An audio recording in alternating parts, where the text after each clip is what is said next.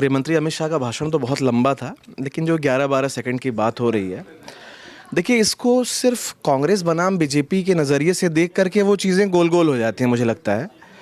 एक तीसरा वर्ग भी है जिसका थोड़ा जिक्र संजय सर ने किया, वो वर्ग भी इससे आहत है। कांग्रेस तो देखिए विपक्ष में है, वो तो स्कोर करेगी। अगर आपसे स्लिप ऑफ टंग या कुछ भी आप जो समझाना चाह रहे थे वो सही ढंग से वो बात मैसेज नहीं हुई, तो कांग्रेस उसको मुद्दा बनाएगी। लेकिन एक तीसरा वर्ग भी है जो डॉक्टर अंबेडकर को एक भगवान की तरह से देखता है। आप बहुत सारे परिवारों में आप जाएंगे, आपको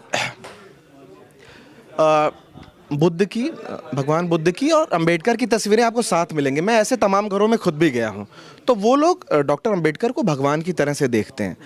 तो गृहमंत्री अमित शाह की जो तुलना थी कि अगर अंबेडकर 6 बार उन्होंने कहा और अगर आप इतना नाम लेते तो भगवान का लेते तो 7 जन्मों का वो मिलता, तो उससे वो वर्ग ऑफेंडेड है। उसको लगता है कि हमारे तो भगवान वही हैं और हमें तो संविधान के थ्रू जो आज़ाद मतलब समता और जिस तरह का समाज हमें मिला है कि हम बराबरी के साथ खड़े हो सकते हैं, वो उनका दिया हुआ है, तो हमारे लिए तो वही भगवान है। और मायावती ने अपने ट्वीट में इस बात का जिक्र भी किया। तो मुझे लगता है कि वो स्टेटमेंट अमित शाह के लिए वो तो पॉलिटिकली वो एक तरह का उनके लिए ठीक नहीं था।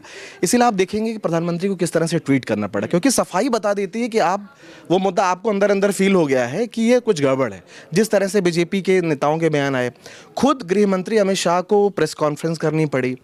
उसके अलावा ये बात भी कि जो इस तरह से क्लिप प्रचारित किया जा रहा है, हम लीगल एक्शन भी ले सकते हैं। पीआईबी फैक्ट चेक पे आना कि ये क्लिप दिखाया जा रहा है और पूरा ये सेंटेंस ये है, तो इसका मतलब है सरकार को ये चीज़ लग गई कि हाँ ये मामला हो गया है गड़बड़। वरना प्रधानमंत्री को इस तरह से आके बचाव में ट्वीट नहीं करना पड़ता, क्योंकि कांग्रेस के ऊपर आरोप तो 2-3 दिन से पहले ही चल रहे हैं। जो मयंक सर ने कहा कि 1951 से चीज़ें निकाली गई, लेकिन बात सिर्फ कांग्रेस की नहीं थी। अगर सिर्फ कांग्रेस की बात होती तो मुझे नहीं लगता कि सरकार इतना चिंता करती। वो समझ गई कि ये बात इससे आगे जा चुकी है, इसीलिए प्रेस कॉन्फ्रेंस करना, पीएम का ट्वीट करना, वो सब सामने आया। अब आज का जो मामला है उस पर तो सबने बोल दिया, मुझे लगता है उस पर बोलने की बहुत ऐसी ज़रूरत नहीं है, क्योंकि वो बहुत ही दुर्भाग्यपूर्ण है।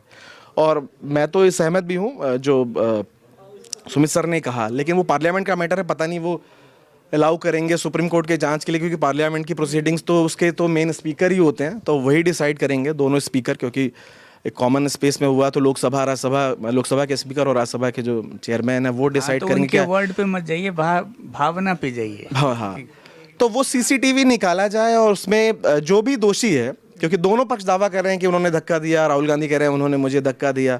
अब धक्के में कोई गिरा, चोट लगी, तो वो तो एक बहुत ही दुर्भाग्यपूर्ण है। और अगर क्या फ्यूचर में भी अलग अलग मुद्दों पे इस तरह से क्लैश होंगे, एक दूसरे के आमने सामने, तो बड़ी ही दुखद स्थिति है।